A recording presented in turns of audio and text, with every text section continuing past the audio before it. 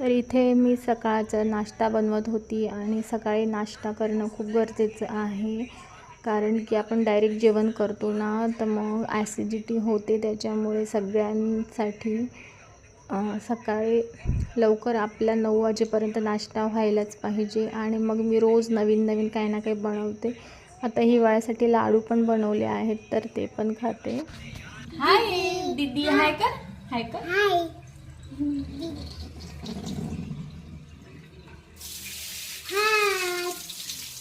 हाय.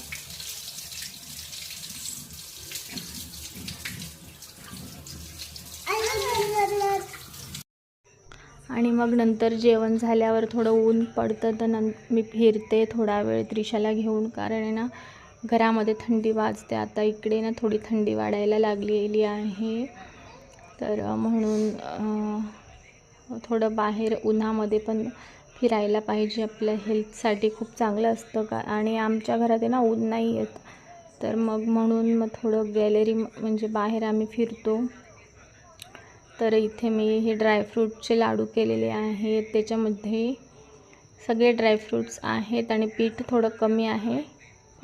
आणि काही हिवाळ्यात त्यांना सर्व पचून जातं, म्हणून आहे ना हेल्दी खायला पाहिजे 2-3 टाईम छान. तर हा होता आजचा माझा छोटासा मिनी ब्लॉग. कसा वाटला सांगा. बाय कर.